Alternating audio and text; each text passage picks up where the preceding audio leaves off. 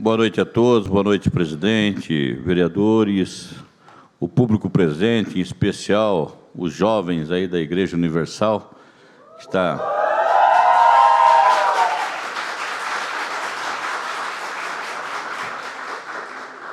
Sejam muito bem-vindos a essa casa e pode ter certeza que vocês estão sendo muito bem representados aqui pelo nosso amigo e colega vereador Raimundo Bezerra.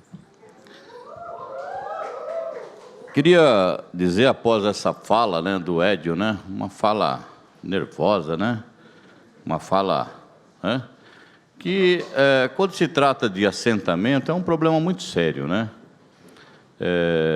eu não entendo muito de assentamento, porque eu não fui um grande estudioso da reforma agrária, não fui um grande estudioso de assentados, de assentamentos, mas eu sempre parto do princípio que aqueles que estão lá é que sabem qual que é o melhor caminho.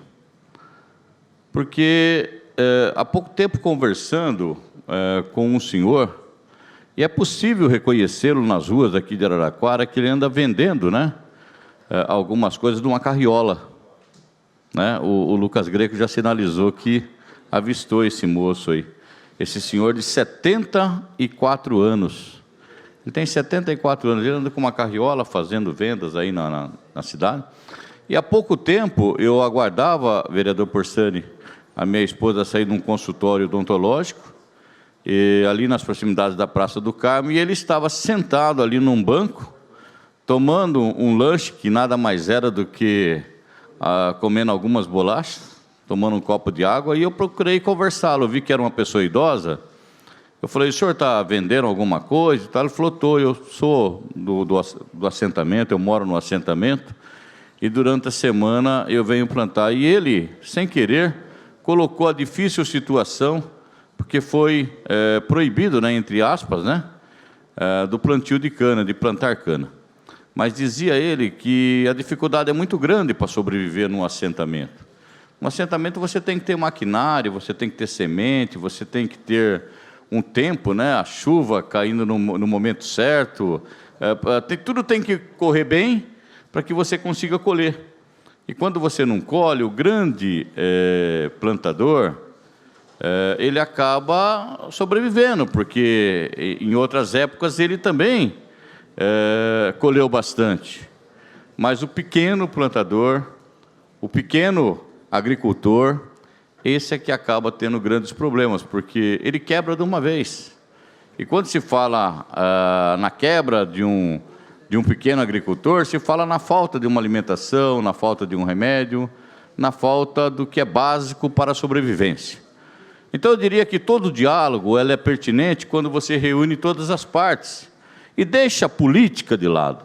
Porque a política, quando você começa a defender interesses partidários, que esse governo errou, que aquele acertou, de repente você esquece de ouvir a parte mais interessada no projeto, que são aqueles que estão vivendo o dia a dia, aqueles que estão passando por dificuldades no dia a dia. Então eu acho que chegou a hora, mais do que nunca, já era para ter feito isso daí, reunido essa população, presidente, e conversado o que é melhor para a sobrevivência, o que é melhor para sobreviver da terra que foi adquirido por vocês.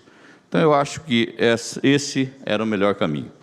Quero dizer também aqui um outro assunto sobre a lombofaixa. Falei para o nosso amigo Edson Hell que eu não ia comentar, eu ia aguardar esse equipamento, esse obstáculo aí, essa lombofaixa no viaduto da Alameda Paulista, a ser colocado em prática para depois, sim, tecer algum comentário positivo ou negativo.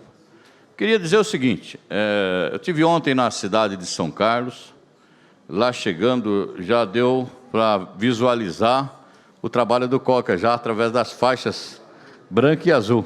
Falei, o Coca já começou a trabalhar. Esse moço fez um grande trabalho aqui no município de Araraquara, ele desenvolveu um excelente trabalho a nível de engenharia e de sinalização, e eu acho que o Coca colaborou em muito para que os acidentes fossem diminuídos, e, em particular, as vidas que eram ceifadas aqui.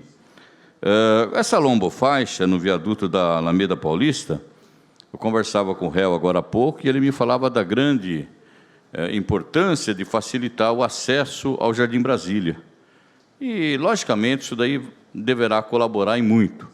A minha preocupação é porque fica sobre um viaduto, numa curva, e que às vezes, e próximos ao semáforo, que às vezes, com o objetivo de diminuir a velocidade, poderá acontecer também as famosas colisões traseiras. Então, a gente fica um pouco preocupado nesse quesito, Mas eu vou pedir para que a equipe de engenharia, de trânsito, tomem bastante cuidado, sejam bastante cautelosos e bastante atentos ao realizar a sinalização lá, Carlinhos, para que evite as colisões traseiras, Porque, lembrando bem, é um equipamento, é um obstáculo, a lombofaixa, uma lombada, que tem um radar, que tem ali alguma coisa filmando.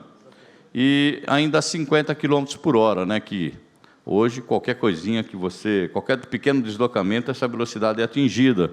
Então, às vezes a pessoa vê o equipamento, coloca o pé no freio, e os outros que vêm atrás também poderão ter ali uma sequência ali, se não de um acidente propriamente dito, pelo menos aquele acidente que não acontece por um triz, que é aquele acidente que se faz de tudo para evitá-lo. E às vezes acaba evitando, por isso que ele se chama o acidente que não aconteceu por um triz.